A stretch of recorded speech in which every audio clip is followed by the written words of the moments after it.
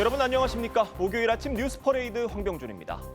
이재명 대통령이 G7 정상회의 일정을 마치고 귀국했습니다. 9개국 정상과 양자회담을 하는 등 첫 외교 무대에서 정상외교를 복원했다는 평가가 나왔습니다. 다만 한미회담 불발은 아쉬움으로 남았습니다. 서영일 기자입니다.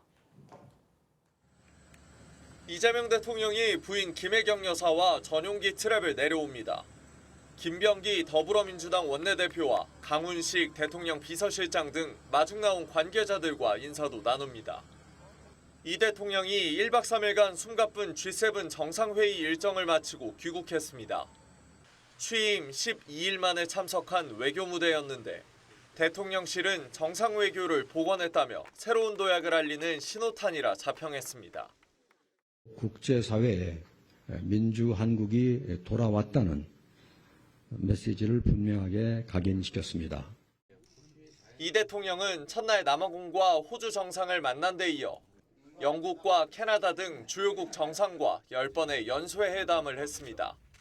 캐나다는 파병을 통해서 도와주기로 했고 전 세계에 대한민국이 빚진 것을 갚아야 될 때가 됐습니다.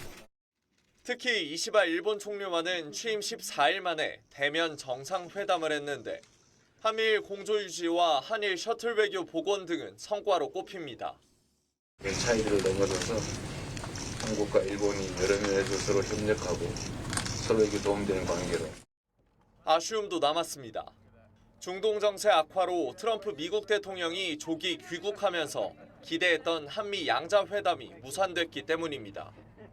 이에 따라 다음 달까지 유예된 미국과의 관세 인상 문제 등은 향후 열릴 한미 정상회담에서 풀어야 할 과제로 남았습니다. TV조선 서영일입니다. 이재명 정부 출범 2주 만에 20조 원 규모의 추경안이 국무회의에 상정됩니다. 추경안에 포함된 전국민 민생회복지원금은 소득 수준에 따라 차등 지급되고 1인당 최대 50만 원을 받게 될 걸로 보입니다. 전정원 기자입니다. 오늘 이재명 대통령 주재 국무회의에 상정되는 2차 추경안의 핵심은 민생회복지원금. 대통령실과 정부 여당은 추경안 논의에서 민생회복지원금은 전 국민에게 주되 소득 수준에 맞춰 차등 지급하는 데 뜻을 모았습니다. 이 어려운 취약계층에 대해서 추가적인 지원을 하겠다라고 한 대통령의 의지와 정부의 의견도 반영이 되어 있고 보편 지원을 주장해온 민주당과 차등 지원이 불가피하다던 대통령실 사이 합의점을 찾은 겁니다.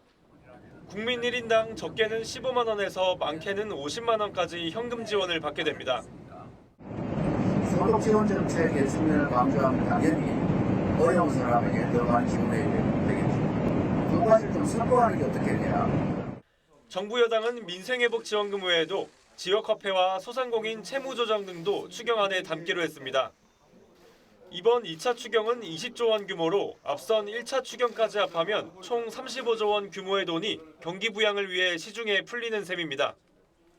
국민의힘은 경제가 어려운 만큼 재정 확장엔 동의한다면서도 물가 상승 등 부작용을 경계했습니다. 재정 확장과 물가 상승의 부담이라고 하는 상충된 두 마리 토끼를 잡는 것이 쉽지 않은데 2차 추경안은 국무회의 심사를 거쳐 23일 국회에 제출될 예정입니다. TV조선 전정원입니다. 이란의 무조건 항복을 촉구했던 트럼프 미국 대통령이 인내심이 바닥났다며 이란을 상대로 사실상 최후 통첩을 날렸습니다. 이에 맞서서 이란은 항복은 없다며 항전의 의지를 밝혔는데 중동의 일촉즉발에 긴장감이 고조되고 있습니다. 이루라 기자의 보도입니다. 이란에 대한 인내심이 바닥났다고 밝힌 트럼프 대통령. 미국이 직접 이란 핵시설을 타격할지는 자신의 의지에 달려 있다고 말했습니다.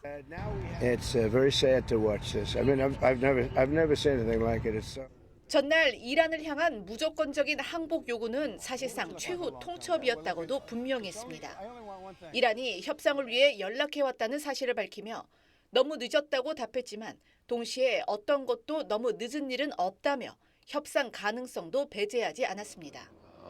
이란은 항복은 없다며 결사항전 의지를 다졌습니다. 이스라엘의 공격 이후 처음 모습을 드러낸 이란의 최고 지도자 하메네이는 누구에게도 굴복하지 않겠다고 맞섰습니다. صدمه آمریکا اگر ورود در این میدان بشه، ورود نظامی در این میدان بکنه، صدمه جبران ناپذیری خواهد بود بدون تردید. 항공모함과 공중급유기 등 미군 전략자산이 대거 중동으로 이동한 가운데 월스트리트저널은 트럼프 대통령이 전날 이란 공격 계획을 승인했지만 최종 공격 명령은 보류하겠다는 입장을 밝혔다고 보도했습니다. 미 국방장관도 대통령의 결정이 내려지면 집행할 준비가 돼 있다고 말해 중동 긴장이 더욱 고조되고 있습니다. TV조선 이루라입니다. 전해드린 대로 이스라엘과 이란의 무력 충돌이 격화하는 가운데 미국의 군사 개입 가능성도 언급되면서 국제사회의 긴장감도 높아지고 있습니다. 네, 자세한 소식 성일광 서강대 유로메나 연구소 교수와 함께 자세히 짚어보도록 하겠습니다. 안녕하세요. 안녕하세요. 교수님, 저희가 앞서 리포트로 살펴봤는데 지금 결국 가장 관심이 쏠리는 부분은 미국이 어떤 이스라엘의 이란 공격에 동참할 것이냐 이 지점인 것 같습니다. 어떻게 전망하십니까? 상당히 중요한 시점이고요. 예. 지금까지 나온 보도를 정확히 보시면 양측 간의 양보가 없습니다. 예. 조금이라도 물러섬이 없기 때문에 현재까지 나온 보도를 종합해 봤을 때는 트럼프 대통령의 이번 전쟁 참전, 즉 군사적 수단을 사용할 가능성이 조금 높지 않은가. 만약 어떤 돌파구가 없다면 예. 마지막 순간에 어떤 양측에서 아니면 이란이 조금 양보한다든지 아니면 유럽 국가나 다른 중동에 있는 아랍 국가들의 중재에 어떤 돌파구가 마련되지 않는다면 군사적 수단을 쓸 가능성이 높다 이렇게 볼 수 있습니다. 지금 일각에서는 트럼프 대통령의 여러 가지 발언들이 또 이런 전쟁을 부채질하는 거 아니냐 이런 비판도 나오고 있는데 이 지점은 어떻게 보세요? 네, 그렇습니다. 조금 친이스라엘 성향을 보이고 있죠. 원래부터 트럼프 대통령이 그랬었고, 그러나 현 상황에서 트럼프 대통령은 처음부터 협상에서도 이란이 내가 제시한 조건을 받아들이지 않는다면 결국 내가 할 수 있는 것은 외교적 수단이 아닌 군사적 수단을 쓸 수밖에 없다. 여러 차례 언급한 바 있기 때문에 이것은 단순히 이스라엘 도와주기보다는 트럼프 대통령 입장에서도 자기가 했던 말을 지키기 위해서라도 이란을 계속 지금 압박을 하고 있는 것이죠. 네, 이런 가운데 최고 지도자죠. 이란의 최고 지도자 하메네이는 이런 말을 했습니다. 결코 이제 항복하지 않겠다 이러면서 항전의 의지 계속해서 밝히고 있거든요. 이란의 지금 현재 상황이 공격을 할 수 있고 항전을 지켜낼 수 있는 상황인 건가요? 그렇습니다. 이란은 이스라엘의 기습 공격에 상당히 많은 군사 시설이 파괴되고 그다음 탄도미사일도 많이 파괴됐습니다만 여전히 이스라엘을 반격할 수 있는 무기들을 가지고 있습니다. 예를 들어서 전쟁이 나기 전에 이란에 가지고 있는 탄도미사일 숫자가 한 2,000발이었다면 지금까지도 아직 가지고 있는 게 최소 1,000발은 넘는다. 그리고 단거리 탄도미사일도 있기 때문에 이스라엘뿐만 아니라 중동 지역에 널리 퍼져 있는 한 4만 명 이상이 되는 미군들이 지금 중동에 주둔하고 있지 않습니까? 주변에 있는 중동에 있는 미군 기지까지도 공격할 가능성은 충분히 있어요. 만약 미국이 먼저 이란을 또 공격을 한다면요. 그래서 얼마든지 이란이 아직도 반격할 능력은 가지고 있다. 이렇게 볼 수 있는 것이죠. 네. 다만 지금 하메네이 최고 지도자 최대 위기에 봉착했다 이런 분석도 나오고 있는데 결국에 향후에 이란 정권이 붕괴될 가능성 이 지점은 어떻게 보고 계십니까? 그렇습니다. 이스라엘은 지금 단순히 이란의 핵시설을 제거하는 것 외에도 더해서 이란의 지금 레짐 체인지라고 그러죠. 정권 변화를 노리고 있습니다. 그래서 이란, 특히 테헤란 기간 시설, 국가 기간 시설까지 계속 인프라를 계속 공격을 하고 있어요. 자, 그렇게 되면 이란 국민들이 상당히 지금 동요할 수 있거든요. 더군다나 지금 이란의 경제가 최악입니다.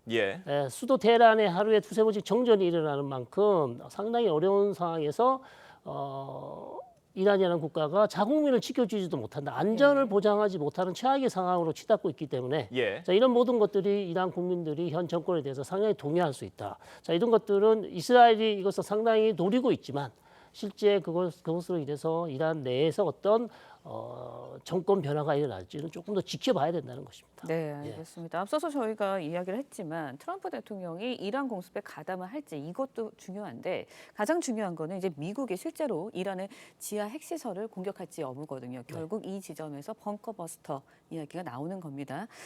가능하다고 보세요? 어떻게 보세요? 네, 만약 이란이 이번 전쟁에 참전한다면, 미국이 참전한다면 가장 중요한 포인트는 바로 말씀해 주신 포르도, 네, 포르도라는 우라늄 농축 시설이 있는 이 핵 시설을 공격할 가능성이 상당히 높고요. 사실 미국이 노리고 있는 것이 바로 이 포르도 핵 시설인데 이 핵 시설을 타격하려면 말씀해주신 벙커버스터, 그것도 가장 강력한, 가장 최신의 GBU 57이라는 벙커버스터를 사용을 해야만 됩니다. 왜냐하면 지하 거의 100m에 가까운 깊은 곳에 지금 핵 시설이 있기 때문에, 그래서 미국이 만약 이번에 이란을 공격한다면 반드시 포르도를 때릴 가능성이 높다. 그리고 포르도 외에도 다른 이란 핵 시설도 때릴 가능성이 상당히 높다고 봅니다. 앞서서 이스라엘과 이란의 미사일 재고에 대해서도 조금 분석을 해주셨는데 이 충돌 과정에서 어느 쪽의 미사일이 먼저 고갈되는지가 향후 분쟁의 향방에 영향을 미칠 수 있다, 이런 전망도 나오고 있거든요. 네, 충분히 그럴 수 있습니다. 지금 이란은 창이라고 할 수 있겠죠. 탄도미사일을 계속 쏘고 있고 말씀드린 것처럼 한 절반 정도가 지금 남아 있다고 볼 수 있겠습니다. 2,000발에서 한 1,000발 정도. 반면에 이스라엘은 요격 미사일이 필요하죠. 요격 미사일이 근데 Arrow 2, 3가 있습니다. 두 개가 있는데 지금 상당히 부족할 수도 있어요. 계속해서 생산해내야 되는 상황입니다. 그래서 누가 먼저 무기가 떨어지느냐, 고갈되느냐에 따라서 전쟁의 방향도 바뀔 수 있다. 그렇게 볼 수 있죠. 네, 이런 전쟁 상황에서 결국은 중요한 건 이제 국민들의 안전입니다. 이란에도 이스라엘에도 우리 교민들이 나가 있잖아요. 교민들의 그 대피 상황 어떻습니까? 교민들의 대피 상황은 일단 대사관에서 필요하신 분들은 항공기를 통해서 국외로 나갈 수 있도록 좀 조치를 취하고 있고요. 특히 이스라엘 정부가 이스라엘 와 있는 관광객들 탈출을 위해서 항공기를 제공하고 있다고 합니다. 그래서 그것을 이용하시는 분들도 있고, 자, 그렇지 계속 남아 있기를 원하시는 분들은 이스라엘 내에 지금 계속 남아 있고요. 그다음에 육로를 통해서 다른 국가 요르단이나 이집트로 갈 수 있는 또 다른 방안도 있습니다. 앞서서 분석을 해주신 부분 중에, 그러니까 뭐 이란의 미사일 재고량이 좀 부족해지는 시점, 이게 물론 어떤 전쟁의 양상에 따라서 좀 달라질 수 있겠습니다만 저희가 그 시점을 어느 정도로 좀 예측을 해볼 수가 있겠습니까? 지금 이란은 그렇게 많이 쏘고 있지는 않아요. 지금까지 쏜 게 한 400발 정도밖에 안 됩니다. 그렇기 때문에 만약에 1,000발이 정도 남아 있다고 한다면 400발이면 얼마 되지도 않거든요. 그래서 장기화될 가능성도 있다는 말씀이시죠? 충분히 그렇습니다. 그러나 이제 우리가 봐야 될 가장 중요한 변곡점은 트럼프 대통령이 언제쯤 이 전쟁에 참전할지, 그것이 가장 중요한 변곡점이 되겠죠. 그동안 이제 미국이랑 이란이랑 핵 협상을 해왔잖아요. 그러다가 이렇게 미국이 공격에 가담하겠다까지 나왔거든요. 결국 미국의 속내는 뭐라고 봐야 할까요? 자, 미국의 속내는요, 트럼프 대통령이 처음부터 밝혔습니다. 내가 제시한 조건을 받아들이지 않는다면, 다시 말씀드리면 우라늄 농축을 이란 영토에서 절대 안 된다고 얘기했었고, 이란은 그것을 받아들일 수 없다는 거예요. 이란은 무조건 다른 거는 다 양보할 수 있지만 우라늄 농축 권리를 우리는 절대 포기할 수 없다. 이 부분에서 양측이 지금 부딪히고 있기 때문에 한 발도 물러서지를 않고 있습니다. 그래서 그렇기 때문에 트럼프 대통령으로서는 더 이상 물러날 틈이 없고, 이란이 조금 더 양보해서 그렇다면 우리가 그걸 좀 포기할 수 있겠다라고 그런 입장만 밝힌다면 다시 핵 협상으로 갈 수 있습니다. 전혀 근데 이란 쪽에서도 계속해서 아까도 영상을 보셨지만 하메네이가 결사항전하겠다는 뜻을 밝히고 있기 때문에 지금으로서는 돌파구가 상당히 찾기 어려운 그런 상황이죠. 네, 알겠습니다. 성일광 서광대 유로메나 연구소 교수와 자세한 얘기 나눠봤습니다. 오늘 말씀 여기까지 듣겠습니다. 감사합니다. 국민의힘은 김민석 총리 후보자의 소득 자료를 공개하면서 자금 출처를 밝히라고 요구했습니다. 지난 5년 동안 수익에 비해 지출이 8억 원이나 많다는 건데 김 후보자는 정치 검찰의 음해라고 주장했습니다. 허유하 기자의 보도입니다. 국민의힘 인사청문특위가 공개한 김민석 총리 후보자의 소득증명 자료입니다. 최근 5년간 사업소득과 기타 소득이 총 1,420만 원으로 적혀 있습니다. 국회의원에게 지급되는 세비까지 김 후보자가 5년간 벌어들인 수입은 약 5억 2천만 원입니다. 국민의힘은 추징금과 생활비, 자녀 유학비 등으로 사용한 돈만 13억 원에 달할 것이라며 8억 원 자금 출처를 공개하라고 했습니다. 공식으로 번 돈보다 8억 원이나 더 썼는데 국민 앞에 성실히 설명해야 할 의무가 있지 않습니까? 떳떳하면 5분이면 됩니다. 김 후보자는 친여 성향 유튜브에 출연해 논란을 해명했습니다. 20년 전 자신을 둘러싼 정치자금 관련 사건에 대해 무혐의로 종결된 허위 투서 사건이라며 정치검찰과 이른바 지라시의 협잡 카르텔이라고 주장했습니다. SK그룹으로부터 불법 정치자금을 받아 유죄를 선고받은 사건도 정치검찰에 당한 것이라고 했습니다. 영수증 처리는 당연히 그런 경우는 중앙당에서 해줘야 맞죠. 정치검찰이 이렇게 저렇게 하고 뭐 장난을 친 거예요. 후보자 신분으로 부처 업무 보고 등 일정을 소화해온 김 후보자는 어제 서울 재난상황실을 찾아 장마와 수해 대응 상황을 점검했습니다. TV조선 허유아입니다. 검찰이 김건희 여사에게 소환을 거듭 요구하고 있지만 김 여사는 특검 법안이 통과된 만큼 중복 수사는 부당하다는 입장을 밝혔습니다. 주가 조작 의혹을 재수사 중인 서울고검은 김 여사가 시세 조종 정황을 인식하고 있었다는 녹취 수백 개를 확보했습니다. 이광희 기자입니다. 김건희 여사는 대선 전 서울중앙지검 명태균 의혹 수사팀에 6월 13일 출석하겠다는 입장을 전했습니다. 하지만 대선 직후 김건희 의혹 특검법이 통과되자 입장을 바꿨습니다. 김 여사 측 관계자는 특검이 출범한 만큼 중복 수사가 된다고 밝혔습니다. 도이치모터스 주가 조작 의혹을 재수사 중인 서울고검도 최근 김 여사에게 출석을 통보했습니다. 서울고검은 지난달 말 미래에셋증권을 압수수색해 수백 개 통화 파일을 확보했습니다. 계절을 맡기고 40%의 수익을 주기로 했다, 수익 배분이 과도하다 등 김 여사가 주가 조작 사실을 알고 있었다는 정황이 담긴 것도 있습니다. 지난해 10월 김 여사를 무혐의 처분한 서울중앙지검 수사팀은 확보하지 못했던 자료입니다. 시세 조정 범행을 인식 또는 예견하면서 계좌 관리를 위탁하거나 직접 주식 거래를 하였다고 보기 어려워 금일 피의자에 대해 혐의 없음 결정을 하였습니다. 검찰이 그동안 권력 눈치를 보면서 봐주기 수사, 부실 수사를 했다는 비판이 나옵니다. TV조선 이광입니다.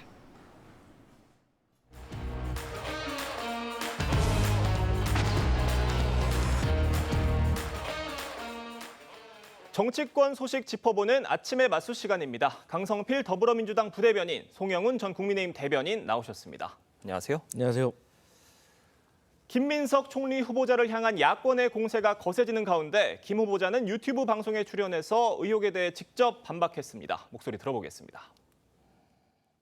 영수증 처리는 당연히 그런 경우는 중앙당에서 해줘야 맞죠. 정치검찰이 이렇게 저렇게 하고 뭐 장난을 친 거예요. 중국에서 뭐 공부하고 이런 것이 어떻게 이게 가능했냐. 월수금에 아침 회의를 하고 7시 회의를 하고 8시, 9시 비행기를 타고 왔다 갔다 일주일에 한 2번씩 왔다 갔다. 그래서 수업을 다 했어요. 다 하고 시험 다 보고. 그러니까 김민석 후보자가 자신을 둘러싼 여러 가지 의혹에 대해서 정치 검찰에게 당한 거다, 부당한 표적 수사였다 이렇게 얘기를 한 겁니다. 그런데 다만 좀 억울한 점이 있고 또 떳떳한 부분이 있다면 여러 가지 증빙 자료를 통해서 국무총리 후보자로 나선 만큼 입증을 하면 될 텐데 아직까지 자료 제출을 명확하게 하지 않고 있어요. 이 상황 어떻게 보고 계십니까? 네, 어쨌든 그 인사청문회가 24일과 25일로 잡혔기 때문에 시간이 좀 남아 있습니다. 그렇기 때문에 야당에서 지금 제기하고 있는 의혹 그리고 그 의혹과 관련된 자료에 대해서는 김민석 후보자가 성실하게 제출을 하는 게 맞다. 저는 그렇게 생각합니다. 그런데 이제 정치 검찰과 관련된 내용을 좀 말씀드리면 이제 그런 거예요. 본인이 과거에 서울시장 떨어졌을 때 누군가가 전화가 와서 야 서울시장 떨어졌는데 지금 떨어진 사람이니까 지금 뭐 이명박 당시 뭐 그 시장한테 부탁하면 다 들어준다더라. 떨어진 사람한테는. 그러니까 부탁 좀 해라. 그러니까 안 된다라고 하고 이제 끝났고 그걸 다행히 뭐 보좌관이 녹취를 해놓은 게 있었는데 며칠 후에 그분이 조금 극단적인 선택을 해서 검찰에 가서 얘기를 해명을 했다. 그런데 이 얘기가 흘러나왔다는 것은 본인이 생각했을 때는 검찰이 이것을 흘려주지 않으면 이게 나올 수가 없는 것이다. 그렇기 때문에 본인을 흠집내기 위한 정치 검찰의 행위다라고 이제 규정을 하고 있는데 여기에 대해서 이제 국민의힘도 충분히 뭐 의혹이 있으면 제기할 수 있습니다. 하지만 뭐 객관적인 뭐 증거를 또 내놔야 될 거 아니겠습니까? 이런 의혹을 제기하는 입장에서는 그래서 이제 이런 거에 대해서는 조금 과도한 정치 공세는 좀 자제돼야 된다 이런 생각합니다. 그러니까 김민석 후보자의 얘기는 이런 것 같습니다. 결국 정치검찰의 부당한 표적 수사로 자신의 어떤 경제적 고통의 시간이 시작이 됐고 그 시간 속에서 여러 가지 지금 받고 있는 채무 의혹들 이런 것들도 좀 어쩔 수 없이 이루어진 부분이니 이해를 좀 해달라라는 얘기인 것 같아요. 어떻게 들으세요? 일단 첫 번째로요. 그 김민석 후보자가 2002년 정치자금법 위반 사건에 대해서까지 정치검찰이라고 얘기한다면 그 수사가 이루어진 것은 참여정부 때 아니겠습니까? 노무현 정부의 검찰이 정치검찰이었다. 라는 이야기가 됩니다. 그 부분을 좀 짚고 넘어가고 싶고요. 김민석 후보자 해명은 전체적으로 지금 동문서답, 사법부정, 그리고 점입가경으로 일관하고 있습니다. 지금 김 후보자가 해명을 해야 될 것은 2018년 4월에 있었던 매우 의문스러운 이른바 금전 차용, 그리고 2019년 3월에 있었던 역시 김민석 후보자와 관계가 있는 인물의 모친 주택에 대한 전세권 설정, 그리고 2021년에 그 전에 500만 원이라고 하는 고액 후원금 낸 사람을 4급 보좌관으로 채용한 일, 그리고 최근 5년간 5억 벌어서 13억을 썼는데 어떻게 재산이 8억이나 늘어날 수 있는가, 이런 부분들입니다. 그런데 그런 것은 정확하게 해명을 하지 않고 자꾸 2002년 정치자금법 사건 이야기를 해요. 그 사건에 관해서도요, 페이스북에 뭐 이런 얘기를 했던데요. 본인이 모르게 중앙당이 요청한 선거 지원용 기업 후원금이다, 이렇게 얘기를 했는데 정작 법원 판결문에는 SK그룹 관계자가 김민석 후보자에게 그룹에서 올해는 법정 기부 한도가 다 차서 영수증 처리가 곤란하다고 답한 사실이 나와 있습니다. 그러니까 계속 사법 부정을 하고 있는 거예요. 그리고 그 중국 칭화대 정확하게 수학을 했는지 이 부분에 대해서 의문이 제기되고 있는 부분도 김민석 후보자가 출입국 기록을 공개하면 됩니다. 그런 것을 정확하게 공개하지 않고 있기 때문에 의혹이 눈덩이처럼 불어나고 있다. 그래서 점입가경이다라고 평가합니다. 그런 자신이 받고 있는 여러 가지 의혹들에 대해서 김 후보자가 뭐 다른 데도 아니고 김어준 씨의 유튜브에 나가서 이런 해명성 얘기를 한 겁니다. 어떤 의도라고 보십니까? 그러니까 그 부분은 결국에는 민주당 지지층이 많이 보는 유튜브에 나가서 전통적 지지층을 결집시킴으로써 정치적으로 위기를 돌파하려고 하는 것으로 보이는데 일국의 국무총리 후보자로서 떳떳한 태도가 아니죠. 지금 정확한 자료가 나와야 되는데 가장 대표적으로 2018년 4월에 그 돈을 빌렸다고 하는 부분 언제 갚았는지는 본인이 정확하게 소명을 안 해요. 언론 보도를 통해서 11일에 의혹이 제기되고 12일에 돈을 갚았다는 부분들이 조금씩 나오고 있을 뿐입니다. 이런 방식으로 사태를 넘어가려고 해서는 안 된다라는 말씀을 드립니다. 네. 민주당은 김 후보자 관련 의혹을 제기한 주진우 의원을 향해 역공에 나서기도 했습니다. 어떤 얘기 나왔는지 들어보겠습니다. 김민석 후보자의 공식 수입은 정확히 나와 있습니다. 최근 5년간 세비 5억 1천만 원이 전부입니다. 반면에 지출은 확인된 것만 13억 원입니다. 재산 70억 원에 국민의힘 주진우 의원이 재산 2억에 불과한 김민석 후보자의 재산을 문제 삼고 있습니다. 거울을 선물해 주고 싶습니다. 자신의 재산 형성 과정에 문제는 없는지 스스로 비춰보기 바랍니다. 그러니까 70억 가진 주진우가 2억밖에 없는 김민석에게 뭐라 할 수 있겠느냐, 이 얘기인 것 같아요. 뭐 차이가 많이 나긴 합니다만 지금 주진우 의원이 사실 국무총리 후보자로 나선 것도 아니고 지금 주진우 의원 입장은 자신의 재산 형성 과정에는 문제가 없었다는 입장이에요. 저는요, 이제 자본주의 사회잖아요. 그러니까 뭐 국회의원이라고 하더라도 재산 70억 가진 거 저는 죄가 아니라고 생각을 합니다. 뭐 정정당당하게 뭐 부모님한테 받았다고 하더라도 세금만 내면 저는 이거 문제 없다고 생각합니다. 다만 주진우 의원이 그 재산이 총 70억 정도가 되는데 이 중에서 현금성 자산, 그러니까 예금이라든지 증권이라든지 이런 것들이 재산이 한 30억 정도가 된다고 하더라고요. 그런데 이분도 개인 간 채무가 2억 8천이 있었어요. 본인께서 1억은 갚으셨다고 하고 지금 현재 뭐 1억 8천만 원 정도 남아 있는 거예요. 쉽게 말해서 제 통장에 30억이 있는데 제가 우리 앵커님한테 2억 8천 빌려가지고 1억만 갚았어요. 통장에 30억이 있는데 그럼 좀 이상하잖아요. 근데 김민석 후보 같은 경우는 통장에 돈이 2억밖에 없어요. 근데 1억 4천을 빌린 거예요. 그러면 그런 식으로 따져본다고 하면 조금 의아면이 있다는 거죠. 그러니까 저기 민주당에서 뭐 제가 다 모든 것을 대변하지 않지만 어쨌든 저는 개인적으로 뭐 재산이 70억이든 뭐 죄가 되겠습니까? 저는 그런 거 가지고 지적하면 안 된다고 생각을 해요. 다만 돈을 갚을 수 있는 능력이 충분히 있음에도 불구하고 채무를 남겨뒀다는 것은 의아하다. 여기에 대해서는 뭐 총리 후보자가 아니라고 하더라도 국회의원이기 때문에 해명할 필요는 있다. 그리고 이제 더 중요한 것은 어쨌든 간에 이제 김민석 후보의 의혹이 그런 거 가지고 없어지는 건 아닙니다. 그것은 그거고 A는 A고 B는 B이기 때문에 이제 김민석 후보도 이와 관련해 가지고는 청문회에서 소상히 밝혀야 되고, 근데 사실 돈 빌린 거는 이미 저는 다 밝혀졌다고 해명이 됐다고 생각합니다. 네, 알겠습니다.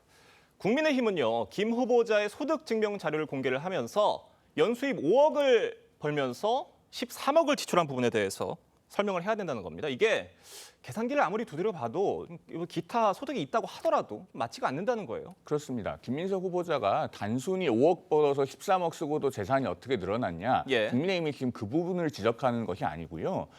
그 5년의 기간 동안 2020년부터 2025년까지 김민석 후보자는 내내 국회의원이었습니다. 국회의원은 청렴 의무가 있고 영리행위도 함부로 종사하지 못합니다. 그렇기 때문에 5년간의 수입이 약 5억 1천만 원 정도 되는데 13억 원 가까이 돈을 쓰고 물론 그중에는 추징금을 납부하는 것까지 포함되어 있습니다만은 어떻게 재산이 8억 가까이 늘어날 수 있느냐라고 하는 겁니다. 한마디로 하면은 김민석 매직 내지는 김민석판 오병이어의 기적이라고 말씀드릴 수 있을 정도로 납득이 가지 않는 상황인데 이것 계속 해명하지 못하면요. 4가지 중에 하나라는 가능성이 계속 제기될 수밖에 없어요. 첫 번째로 탈세를 했든가. 그 탈세라고 하는 것은 지출을 부풀리는 방법으로 탈세하는 겁니다. 두 번째로 역시나 탈세인데 수입을 감추는 방법으로 탈세를 했든가. 세 번째로 부정한 수입이 있었기 때문에 그 수입 내역을 공개하지 못한 것이었거나. 네 번째로는 공직자윤리법 위반. 그러니까 재산 신고를 허위로 했다. 이 4가지 가능성 중에 어느 하나라도 해명되는 것이 없게 되는 겁니다. 그러니까 김민석 후보자가 성실하게 해명을 해야 될 것이고요. 그다음에 조금 전에 주진우 의원 이야기가 나와서 조금만 덧붙이면은 이 청문회가 김민석 후보자 청문회지 주진우 의원 청문회가 아니지 않습니까? 민주당에서 계속 주진우 의원을 공격할수록 메시지를 반박할 수 없으니 메신저를 공격한다라고 하는 부분들을 국민들께서 계속 생각하시게 될 거라는 말씀드립니다. 네. 지금 여야는 청문회 증인을 놓고 기싸움을 벌이고 있습니다. 어제 인청특위도 증인 채택 합의를 보지 못하고 30분 만에 파행으로 끝났다고 하는데 국민의힘에서는 이런 여러 가지 의혹들을 좀 해명을 하기 위해서는 김민석 후보자의 어떤 자금의 저수지라고 지목이 되는 강모 씨 불러야 되고 전 배우자도 증인으로 좀 나와야 된다 이렇게 요구를 하고 있는데 좀 합의가 어떻게 될 것으로 보십니까? 강모 씨 같은 경우는 충분히 저는 야당에서 부르자라고 할 수가 있다고 저는 생각을 해요. 근데 인간적으로 봤을 때 이 전처하고 현처를 같은 자리에 세워서 질문한다는 거 이거 상식적으로 맞는 겁니까? 이거 국민들이 다 평가할 거예요.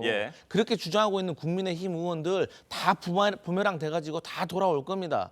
아무리 그 정치가 공세가 심해졌다고 하지만 이것은 넘어야 될 선이 있고 넘지 말아야 될 선이 있는 겁니다. 사실 얼마 전에 김건희 여사가 아산병원 입원했다고 하잖아요. 우울증 때문에. 저희 민주당도 할 말 많습니다. 물론 여기에 대해서 비난하시는 분도 있지만 저는 쾌유하시길 바란다. 쾌유가 중요하다. 이렇게 말해요. 왜 그랬겠어요? 여성이고 어쨌든 아프다고 하니까 우리가 정치 이전에 인간적인 도리상 그렇게 얘기하는 거 아닙니까? 그런데 나름대로 저희도 선을 지키고 있는데 여기에 대해서 전처와 현처 헤어진 여자친구를 만나는 것도 사실 불편한 게 요즘 세상이에요. 그래서 전처 현처 부르자고 하는 것은 정말 국민들이 다 평가한다. 국민의힘 다른 거 몰라도 이런 선은 넘어서 안 된다. 이런 말씀 드립니다.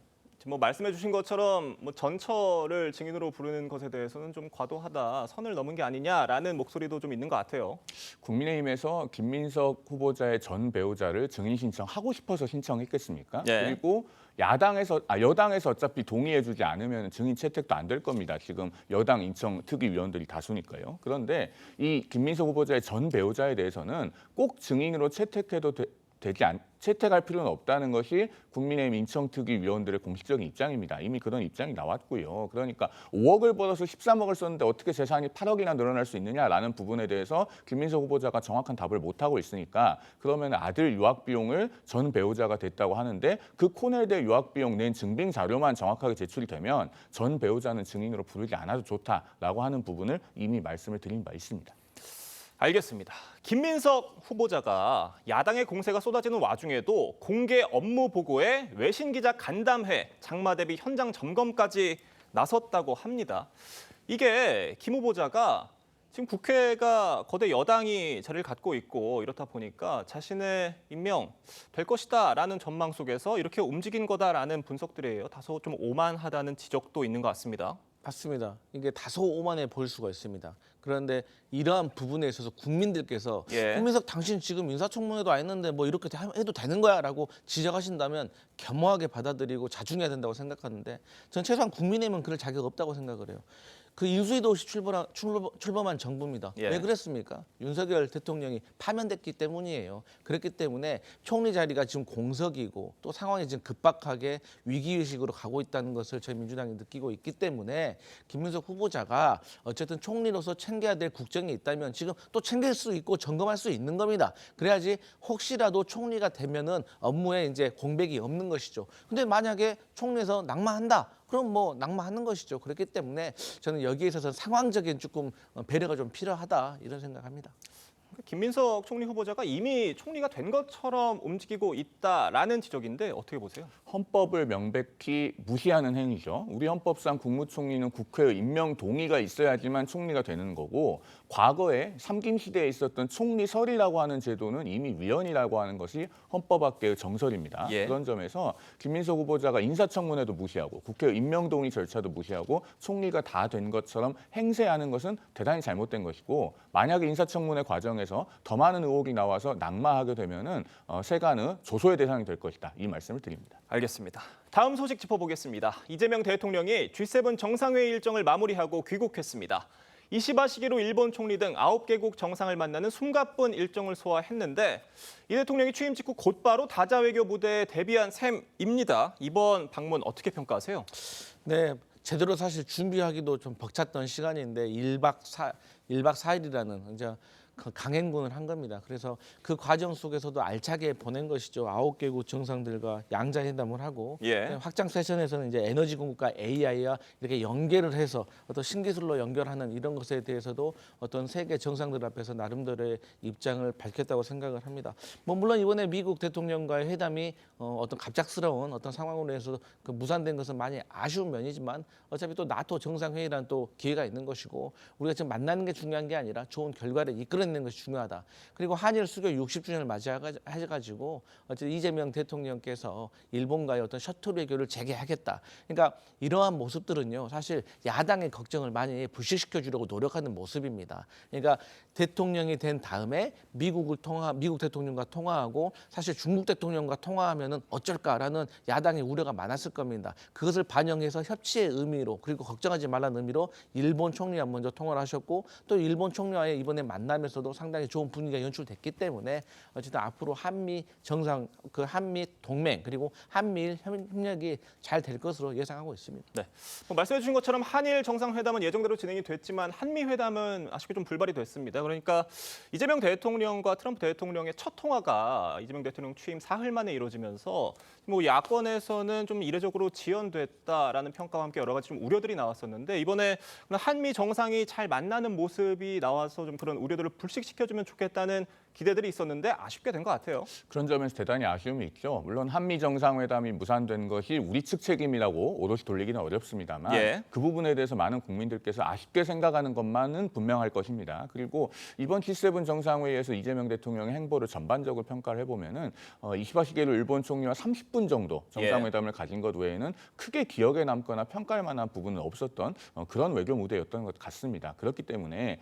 이재명 대통령이 앞으로 나토 정상회의도 참석을 해서 대한민국 외교의 연속성을 보여주는 것이 대단히 중요합니다. 사실은 대서양 안보와 인도태평양 안보가 서로 별개의 것이 아니고 지금은 전 세계가 연결되어 있는 상황 아니겠습니까? 특히나 중러를 견제한다는 흐름에 있어서는 나토 정상회의나 G7 정상회의나 공통점이 있습니다. 그렇기 때문에 나토 정상회의에 참석해서 대한민국은 역시 자유민주주의의 가치를 공유하고 중러와는 반대편에 서 있는 그런 국제사회의 일원이라고 하는 것을 명확하게 보여야지만 외교적 성과로 연결될 수 있을 것이다라는 말씀을 드립니다. 근데 그 대한민국이 중국과 러시아와 반대편에 서 있는 국가입니까? 거기에 대해서는 저는 외교적으로 조금 차이가 있다고 보는데 어쨌든 이 적대적인 것보다는 어쨌든 같이 공생할 수 있는 방법을 찾아야 된다 이런 말씀 드립니다.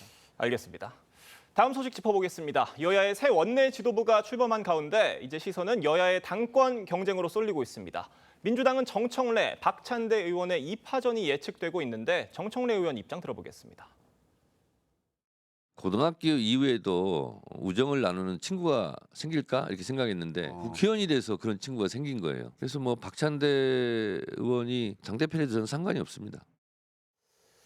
정청래 의원이 출마를 선언을 했고요. 박찬대 의원의 출마도 유력시 되고 있는데 두 의원 모두 친명계 핵심입니다. 지금 지지층 사이에서는 의견이 좀 갈리고 있다고 하는데 어떻게 전망하십니까? 그러니까 이 두 분의 성향이 너무 다른 것 같아요. 그러니까 정청래 의원은 축구로 비교하면 최전방 공격수, 그리고 이제 박찬대 전 원내대표 같은 경우는 미드필더, 본인이 조금 돋보이면서 이렇게 공격을 하기보다는 패스도 해주고 전체적으로 조율을 하는.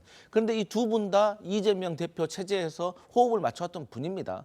그런데 이 두 분의 또 스타일이 좀 다르다 보니까 이 지지층 사이에서 누가 더 지금 초기 그 새 정부의 초기에 더 적임자인가를 두고 조금 의견이 갈린 것 같은데, 저는 선거라는 것은 결국에는 승자가 있는 것이고 패자가 있는 것이잖아요. 그렇기 때문에 서로의 지지층에서는 서로가 지지하는 사람이 더 잘 되기를 바라는 마음에서 조금 주장이 좀 세진 것 같은데, 과열돼서는 안 된다. 저는 선의의 경쟁하면 된다, 이런 생각합니다. 공격수냐 미드필더냐 이렇게 분석해 주셨는데 어떻게 전망하세요? 일단 지금 민주당 전당대회 상황에서 짚어봐야 될 것은 벌써부터 연판장이라는 단어가 오르내리고 있다는 것이죠. 뭐 국민의힘도 경험을 해봤으니까 말씀을 드립니다만, 전당대회를 하는데 연판장을 돌면은 그 전당대회가 건강하기 어렵고 당이 잘 되기 어렵습니다. 국민의힘도 과거에 윤심이 곧 당심이고 당심이 곧 민심이다 했다가 전당대회에서 선출된 지도부가 끝까지 가지 못하고 총선도 지지 않았습니까? 민주당도 마찬가지입니다. 벌써부터 뭐 정청래, 박찬대, 또 그밖에 어떤 후보가 또 나올지 모르겠습니다만은 이분들이 명심을 가지고 경쟁하는 상황이 된다면은 결국은 그 전당대회가 남기는 것은 수직적 당정 관계, 종속적 당정 관계밖에 되지 않을 거예요. 그러면은 집권 여당이 존재감을 잃고 여권 전체가 건강성을 잃게 된다라는 고언 아닌 고언을 드리겠습니다. 알겠습니다. 오늘 두 분 말씀은 여기까지 듣겠습니다. 감사합니다. 오늘도 전국적으로 30도 넘는 무더위가 기승을 부릴 전망입니다. 밤부터는 내륙을 중심으로 장마가 시작되는데 일부 지역은 80mm가 넘는 많은 비가 쏟아지겠습니다. 현장에 나가 있는 취재기자 연결해 자세한 날씨 소식 알아보겠습니다. 이나라 기자, 출근길 상황 어떻습니까? 네, 서울의 현재 기온은 24도로 아직까지 본격 무더위가 시작되지는 않았습니다. 하지만 오후 들어 기온이 크게 오르면서 30도를 훌쩍 넘어설 전망인데요. 출근길 시민들도 가벼운 옷차림으로 발걸음을 재촉하고 있습니다. 오늘 낮 최고 기온은 서울 32도, 대구 33도, 청주 34도로 무더위가 이어지겠습니다. 습도까지 높아 최고 체감 온도도 31도 이상으로 오르는 곳이 많겠습니다. 날씨는 차차 흐려지면서 충남권과 전라권, 경상 내륙 지역에는 오후부터, 수도권과 강원 내륙, 충북 지역에는 밤부터 장막비가 내리기 시작하겠습니다. 장마는 모레까지 이어지겠는데 예상 강수량은 수도권과 강원도가 50에서 100mm, 충청과 전라, 경상 내륙 지역이 20에서 80mm입니다. 정체전선이 폭은 좁고 동서로 길게 발달하면서 지역적으로 강하고 많은 비를 뿌릴 것으로 보입니다. 서해상을 중심으로는 돌풍과 함께 천둥, 번개가 치는 곳도 있겠습니다. 정체전선이 남쪽으로 내려가면서 중부지방의 비는 토요일 오후에 그치겠고 남부지방의 비는 다음 주 초반까지 이어지겠습니다. 하천은 물이 갑자기 불어날 수 있으니 접근을 자제하고 토사 유출과 산사태 등에도 각별히 유의해야겠습니다. 광화문 광장에서 TV조선 이나라입니다. 네, 보시는 것처럼 한 남성이 개를 향해서 이렇게 손전등을 비추는데요. 한밤중에 현역 군인 등 남성 3명이 음식점 반려견에게 비비탄 수백 발을 난사했습니다. 1시간 넘게 이어진 학대 끝에 한 마리가 숨지고 2마리는 크게 다쳐 치료 중입니다. 이성진 기자의 보도입니다. 비비탄 총을 들고 길을 걷던 남성들이 음식점 마당에 들어서더니 반려견을 향해 사격합니다. 손전등까지 비춰가며 조준해 발사합니다. 몸을 피하는 반려견을 쫓아 10초 넘게 연사하는 등 남성들의 학대는 1시간 넘게 계속됐습니다. 이 집에 살던 반려견은 병원에서 숨졌는데 집 안과 주변에서 비비탄 총탄 수백 발이 발견됐습니다. 다른 2마리는 이빨이 깨지거나 실명 위기에 놓이는 등 크게 다쳤습니다. 이제 안방 내에 출혈이 있다 보니까 그 뒤쪽에 있는 동공이 확인이 안 될 정도로 너무 빨갛게. 피해 견주는 남성들을 경찰에 신고했습니다. 사람이 어떻게 생명의 눈을 보고 그런 짓을 할 수 있습니까? 그때 있는 강아지를 아무 이유 없이 와가지고. 남성들 가운데 2명은 휴가와 외박을 나온 해병대원이었고 나머지 1명은 동생이었습니다. 사냥을 하듯이 이렇게 비비탄을 쏘는 장면이 나오는데요. 이거는 뭐 진짜 군대에서 배운 어떤 그런 연습을 하는. 경찰은 해병 2명은 군 당국에 이첩하고 민간인 1명은 동물보호법 위반 혐의로 입건해 범행 동기 등에 대해 조사하고 있습니다. 민간인 가해자는 강아지가 물어서 위협 사격을 했다고 주장한 것으로 알려졌습니다. TV조선 이성진입니다.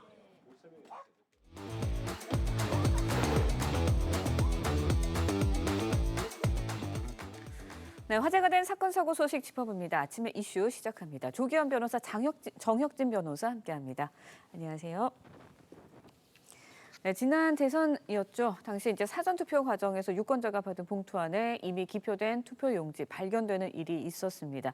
선관위에서는 자작극이 의심됐다라는 주장을 했었는데 경찰 수사 결과는 달랐어요. 투표 사무원의 실수라는 건데 어떤 일이 있었던 건가요? 이게 5월 30일이었으니까 사전투표 2일차였는데요. 예. 용인시 성복동의 사전투표소에서 있던 일인데 보니까 회송용 봉투에 이미 이재명 후보가 기표된 투표용지가 나온 거죠. 그러니까 이 투표를 하려던 사람이 그 신고를 갖다가 했습니다. 그런데 네. 선관위 대응이 더 좀 문제가 있었던 것 같은데 선관위에서는 제대로 알아보지도 않고 이것은 자작극이다 이렇게 발표를 해버렸어요. 그럼 왜 이런 자작극을 하려고 했는가? 그 해당 그 투표인이 선거인이 혼란을 야기시킬 목적으로 타인으로부터 이미 기표된 투표용지를 그 전달받아가지고 그거를 회송용 봉투에 넣은 것이 아닌가 의심된다라고 하면서 네. 경찰에 수사까지 의뢰했거든요. 그런데 요번에 이제 밝혀진 경찰의 수사 결과는 뭐냐? 네. 투표 사무원이 선관위에 있었던 그 투표 사무원이 선거인에게 투표한 사람에게 회송용 봉투를 1개가 아니라 2개를 교부했다는 거죠. 네. 그러니까 그 봉투를 받은 사람은 유권자는 회송용 봉투는 그냥 투표함에 집어넣고 나머지 봉투 하나는 그 투표 참관인한테 사무원한테 그 반환을 했는데 그런데 반환된 그 봉투 안에 기표한 그 투표용지가 있었고 네. 오히려 그 투표함에 넣은 그 봉투에는 빈 봉투였다. 이것이 모든 것들이 다 실수였다. 이렇게 이야기하는데 이런 일이 어떻게 가능한가 좀 그렇죠. 납득되지가 않습니다. 일단 뭐 유권자 입장에서는 해당 유권자 입장에서는 굉장히 억울한 일이 아니지 않을까라는 생각이 드는데 선거인을 의심한 것에 대해서는 유감을 밝혔습니다. 선거원에서요. 그렇지만 제대로 된 뭐 사과 이런 거는 하지 않았거든요. 유감 가지고는 좀 부족한 것 같습니다. 이 수사 결과 발표 이후에 선관위에서 즉각 보도 자료를 배포했던데요. 내용을 보면 책임 회피의 급급 판단의 인상을 지울 수가 없습니다. 이 전례 없던 상황이 발생했기 때문에 선관위에서도 그 현장에서 당황했을 텐데 몇 가지 사실관계를 보면 이게 여러 가지 문제에서 발생될 수 있었기 때문에 섣부르게 판단을 하고 그 결과를 밝혀서는 안 됩니다. 그런데 당시 선관위는 자작극이 의심된다고 하면서 자작극의 어떤 구체적 내용까지 설명을 했습니다. 딴 외부에서 투표지를 받아서 거기에 넣고 그래서 혼란스럽게 만들려는 계획된 어떤 자작극인 것처럼 설명을 해버렸습니다. 그러면 그 B 씨는 졸지에 부정선거로 획책하는 사람으로 현장에서뿐만 아니라 이후에도 주변에 낙인이 찍힌 겁니다.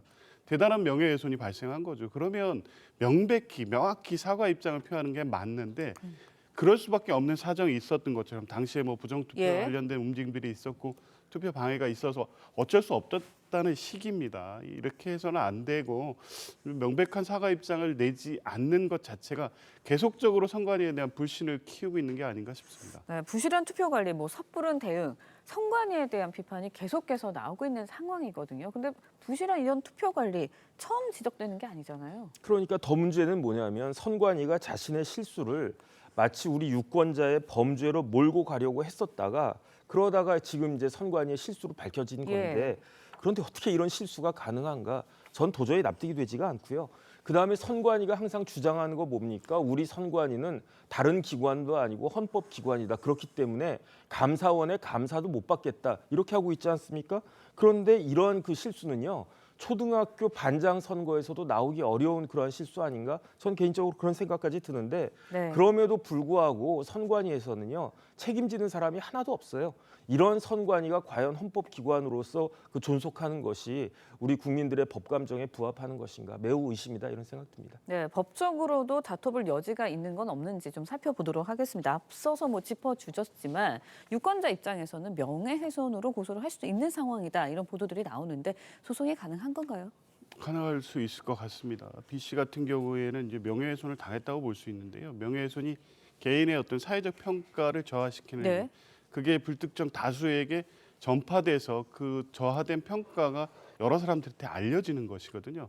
당일 현장에서 그 상황이 발생했고 그 현장에 있던 분들은 누군지 다 특정이 됐습니다. 그 내용이 더군다나 누군가가 공모해서 부정선거인 것처럼 꾸미려고 했다는 내용으로까지 이미 전파된 상태이기 때문에 명예훼손에 해당될 수 있고요. 이건 형사상도 그렇고 민사상 손해배상까지도 가능한데 네. 과연 B 씨 본인이 처벌을 원할지가 문제입니다. 명예훼손죄는 반의사불벌. 그러니까 본인이 원하지 않으면 처벌되지는 않기 때문에 B 씨 본인의 의지에 따라서 이 수사와 처벌 여부가 결정이 될 수 있을 것 같고 또 한편에서 이게 고발하신 분들이 있어서 수사당국은 수사는 할 것 같기는 합니다. 네, 알겠습니다. 그런가 하면요. 앞서서 이제 투표한 유권자의 투표용지 외부에 공개가 되면서 무효 처리가 됐거든요. 이 부분도 좀 짚어봐야 할 것 같은데 법적으로도 문제가 되지 않을까 싶어요. 충분히 문제가 될 수가 있는 거죠. 이제 그분은 이제 자기 후보한테 자기가 원하는 후보한테 투표를 했는데 그게 무효가 됐으니까 자신의 참정권 투표권이 완전히 박탈된 거 침해된 거 아니겠습니까? 이것과 관련해서는 형사 책임을 묻긴 좀 그렇지만 어쨌든 참정권 침해를 그 이유로 해가지고 민사상의 손해배상 청구는 충분히 가능하지 않을까 그런 생각이 들고요. 그다음 조금 전에 이제 조기현 변호사님 잘 설명을 해주셨지만 제 개인적인 생각은 거기에다가 이거는 선거인이 범죄를 저지른 것처럼 선관위가 몰고 갔단 말이에요. 이거는 무고죄도 되는 것이 아닌가 저는 그런 생각까지 듭니다. 네, 더 이상 이런 논란이나 이런 부실 관리, 이런 지적이 더 이상 나오지 않았으면 하는 그런 바람입니다. 다음 소식도 짚어보도록 하겠습니다. 앞서서 저희가 리포트로도 전해드렸는데요. 20대 남성 3명이 마당에 묶여있는 반려견들에게 비비탄 수백 발을 난사하는 사건이 발생했습니다. 근데 더 충격적인 거 가해자 중 2명 현역 군인이에요. 예, 조금 전에 자료 영상에서 봤지만 예. 좀 충격적이죠. 우리나라에 지금 반려인구가 1,000만 명이 넘어가고 그러니까요. 있는데요. 이걸 보시는 분들이 정말 그냥 가슴이 아프고 화가 많이 나실 것 같아요. 4명 인근 펜션에 머물고 있던 일행이었던 것 같은데 그중에 현역 군인이 2명이었습니다. 본인이 반려견한테 물려서 그거에 대해 일종의 보복 심리를 가지고 가서 새벽에 1시에 수백 발의 비비탄을 쏘았다는 건데요. 영상에서 보는 것처럼 저런 식으로 아예 가해 목적으로 조준 사격을 하는 것으로 보입니다. 그래서 물려서 그것에 대해서 위협 사격을 했다는 그 해명 자체가 사실로 아닌 것으로 보여지고요. 명백하게 이 반려견들에 대해서 가학행위를 하면서 일종의 그걸 재미로 즐기지 않았나 싶을 정도입니다. 이 부분에 대해서는 아마 수사나 처벌 또 징계 필요성이 있는 것 같습니다. 네, 그런데 더 공분을 좀 사는 부분이 이겁니다. 가해자가 소속된 군부대 측에서 피해자에게 그러니까 공론을 하지 말아달라 이런 전화를 했다는 거예요. 그런데 이게 보도가 됐고 아직까지 사실 여부는 좀 확인을 해봐야 할 것 같은데 어떻게 보셨어요? 이건 뭐 황당함을 넘어서 이제 분노할 수밖에 없는 그런 상황이 아닌가. 조금 전에 조 변호사님 말씀하셨지만 개한테 물려가지고 화가 났다. 그래서 위협 사격이었을 뿐이고 개를 죽일 고의는 없었다 이렇게 이야기하지만 사실은 비비탄이라고 한 걸 얼마나 맞으면 개가 죽겠습니까? 그다음에 옆에 있는 다른 개들도 크게 다쳤다라고 하는데 그런데 계집하고 마당에서 발견된 비비탄만 수백 발이었다고 그래요. 그러면 발견되지 않은 것까지 치면 얼마나 많은 그 비비탄이 난사가 됐겠는가. 그다음 CCTV 확인해 보니까 이게 1시간 넘게 이렇게 그 비비탄을 쐈다는 이야기인 거고 그다음 더 결정적으로는 뭐냐면요. 비비탄 그 총이 여러 가지 종류가 있는데 한 발 한 발 딱딱 나가는 것도 있지만 연사가 가능한 것도 있단 말이죠. 그런데 저 사람들은 저 연사가 가능한 비비탄을 미리 준비했다는 이야기고 그다음 총알도 뭐 몇십 발 정도 갖고 놀 수는 있겠지만은 수백 발 거의 뭐 1,000발 이상의 그 비비탄이 준비가 됐었다는 거 아닌가? 이거는 누가 봐도 명백한 고의가 있었던 것이 아닌가 그런 생각이 들고요. 그다음에 처음에는 가해자들이 견주가 이걸 확인한 다음에 항의를 하니까 견주한테 오히려 무고죄로 고발하겠다는 식으로 협박까지 하다가 결국은 문제가 커지게 될 것 같으니까 지금에 와서야 이제 덮으려고 급급하는 것 같은데 이런 사람들에 대해서 엄한 처벌이 있어야 되지 않겠나 그런 생각 듭니다. 네, 알겠습니다. 오늘 도움 말씀 여기까지 듣겠습니다. 고맙습니다. 네, 미 국무부가 일시 중단했던 유학생 비자 발급을 재개한다고 밝혔습니다. 다만 모든 비자 신청자는 본인 소셜미디어 계정을 공개해야 하며 관련 게시물에 대한 정밀 심사가 진행될 것이라고 설명했습니다. 앞서 트럼프 행정부는 비자 신청자의 미국에 대한 적대적 활동을 확인하는 등 국가 안보를 이유로 비자 심사 기준을 대폭 강화했습니다.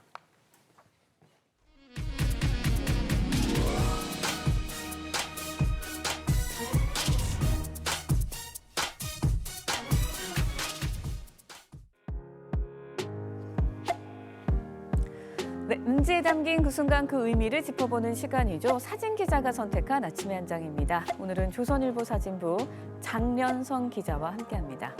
안녕하세요. 오늘 아침에 볼 사진 어떤 건가요? 병영 체험에 나선 어린이가 거수 경례를 하고 있습니다. 가슴 아픈 역사죠. 6.25 전쟁 75주기를 일주일 앞두고 전국에서 참전 용사를 기억하는 행사들이 열렸습니다. 사진으로 만나보시죠. 대구에서 한국 전쟁 당시 음식 재현 시식회와 병영 체험이 열렸는데 참가 어린이가 경례를 하고 있습니다. 낙동강 승전 기념관을 찾은 어린이들이 참전 용사들에게 직접 쓴 편지와 국화를 바치고 있습니다. 한국전쟁 참전 소년병 추모식에서는 지역 학생들과 당시 소년병들이 참석해 전사자들을 추모했는데요. 17살의 꽃다운 나이에 전쟁터에서 나라를 지켰던 박태승 씨는 어느덧 백발의 노인이 되었습니다.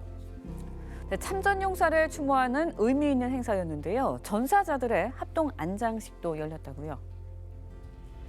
네, 이날 서울 현충원에서는 6.25 전쟁 전사자들에 대한 합동 안장식이 열렸습니다. 육군 의장대가 참전 용사의 영정과 영현을 모시고 안장할 장소로 향하고 있습니다. 유해 발굴 감식단이 지난 2000년부터 6.25 전쟁 당시 전 후방 지역에서 발굴한 유해들인데요. 최근 시료 채취에 참여한 유가족 DNA 정보를 통해서 감식단이 최종적으로 신원을 확인해 이렇게 현충원에 모실 수 있었습니다. 아직 발굴되지 못한 참전 용사까지 하루빨리 가족들의 품으로 돌아갈 수 있었으면 좋겠습니다. 지금까지 아침의 한 장이었습니다. 장마를 앞두고 어젯밤 강릉은 올해 첫 열대야가 관측됐는데요. 어제에 이어 오늘 낮더위도 절정을 향하겠습니다. 강한 벽과 함께 서울의 낮 최고 기온 33도까지 치솟겠는데요. 한낮에 서울과 춘천, 대전, 대구 33도, 청주 34도까지 치솟겠습니다. 비가 오기 전까지 전국 하늘 대체로 맑겠고요. 오전까지 서해안과 남해안은 짙은 안개가 끼겠습니다. 장맛비는 밤부터 본격적으로 시작됩니다. 오늘 오후에 서쪽 지역에서 산발적인 비가 시작돼서 내일은 중부지방, 모레 남부까지 확대되겠습니다. 모레까지 수도권과 강원에는 최대 120mm 이상, 제주와 영남 해안에는 최대 40mm, 그 밖의 지역은 80mm 안팎의 비가 내리겠습니다. 특히 내일 오후부터 모레 낮 사이 시간당 30에서 50mm의 강한 비가 집중적으로 내리겠습니다. 중부지방은 주말까지 비가 내리겠지만 남부지방은 다음 주 초까지도 이어지겠습니다. 오늘의 날씨 박선민입니다. 이상으로 목요일 뉴스 퍼레이드 마칩니다. 네, 저희는 내일 아침 7시 30분에 다시 찾아뵙겠습니다. 시청해주신 여러분 고맙습니다.